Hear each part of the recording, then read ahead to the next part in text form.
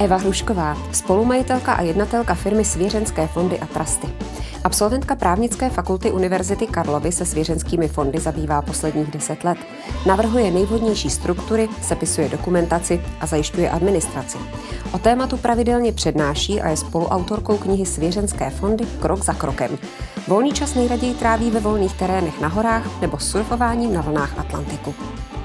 Co to jsou svěřenské fondy? Svěřenský fond je právní nástroj.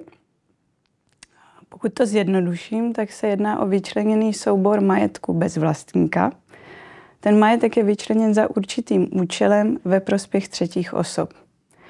Protože se jedná o vyčleněný soubor majetku, tak musí mít někoho, kdo se o něj bude starat, a to jsou svěřenčtí správci. Zakladatel, který vyčlení ten majetek, má právo správce kdykoliv jmenovat a odvolat jiné. Zakladatel také nastavuje pravidla, jak ten svěřenský fond bude fungovat. A potom existuje okruh osob, pro které je ten majetek vyčleněn, a ty nazýváme obmyšlení. To je taková úplně základní struktura, se kterou se samozřejmě různě pracuje. No a co je na tom zajímavé, je to, že opravdu ten majetek nepatří ani zakladateli, ani svěřenskému správci, ani té obmyšlené osobě. Už prostě není váš to, co do toho svěřenského fondu vyčleníte. Proč se pak dělá ten zakladatel? Proč by to dělal? Samozřejmě, pokud je něco vaše, například vlastníte dům, tak je to skvělé. Vy v něm můžete bydlet, můžete si ho nabarvit na růžovo, můžete ho pronajímat, prodat, cokoliv. No ale ve chvíli, kdy se vám třeba něco nepodaří, příklad řeknu, dostanete se do exekuce z nějakých důvodů, tak o ten dům jednoduše přijdete. Ve chvíli, kdy ten dům máte vyčleněn do rodinného svěřenského fondu, už dávno předtím, než jste teda v exekuci byla, a máte to dobře nastaveno, to znamená opravdu je vyčleněn za účelem zachování, uspořádání té rodiny, tak ten dům bude chráněn. To znamená, vy se nezbavíte té povinnosti platit svůj dluh, to, co se vám nepovedlo, ale nepřijdete o střechu nad hlavou. A další záležitost, taková typická, jsou dědické záležitosti, to znamená takové složité rodinné vztahy a tak dále, kdy například se může stát, že máte děti s různými partnery a žijete s někým dalším. A ve chvíli, kdybyste si uvědomili, co se stane, když náhle zemřete a nic neuděláte, tak se může stát, že se zhádají vaše současná partnerka, váš partner s bývalým partnerem a děti. A nikdo z toho nevyjde dobře, protože se třeba dům bude muset prodat, rozdělit majetek a tak dále. Takže tohle je uspořádání, které zajistí ten majetek pohromadě, ochrání lidi, které chcete ochránit, a kontrolu předáte tomu, komu potřebujete. Jaký pak mám vliv na takový fond a tedy na to, co s tím majetkem bude?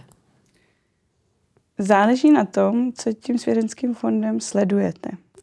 Pokud byste pracovala opravdu třeba s vizí uspořádání dědických záležitostí nebo předání firmy něčeho do budoucna, tak můžete mít vliv téměř maximální. Protože ve chvíli, kdy jste v pozici zakladatele, tak já tomu říkám, že jste taková šedá eminence vzadu.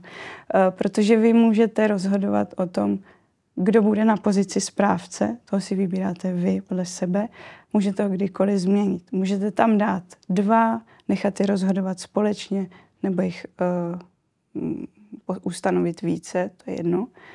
Také máte kontrolu nad těmi správci, to znamená, máte právo dohledu, můžete zjišťovat, co dělají, doptávat se jich a tak dále. A vy můžete být dokonce jedním z těch správců, pokud máte k sobě další nezávislou osobu.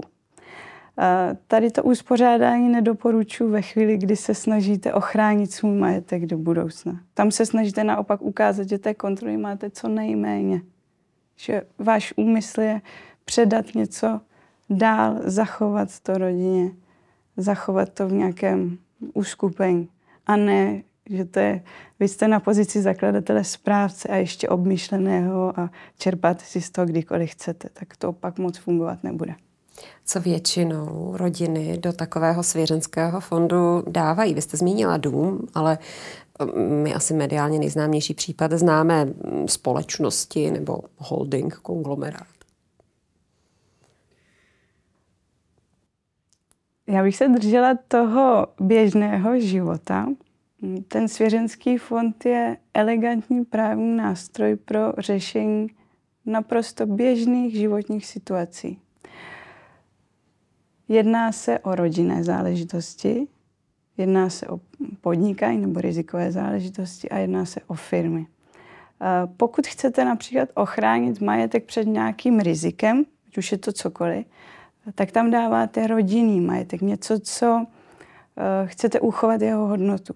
Takže může to být rodinný dům, může to být rodinný byt, nemusí to být stovky milionů, může to být opravdu jenom chalupa, kam chcete pravidelně jezdit a nechcete, aby se vaše děti a vnuci o to zhádali a nakonec rozprodali.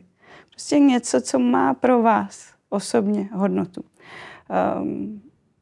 Potom se tam dávají i finance nebo nějaké sbírky, má třeba sbírku obrazů, může vložit toto a většinou jsou to nemovitosti. A pokud by se jednalo například o auta nebo nějaké věci, které na hodnotě ztrácí, když to nebude nějaká sbírka veteránů, tak spíš nedoporučuji. Takže naopak to, co hodnotu drží. Co když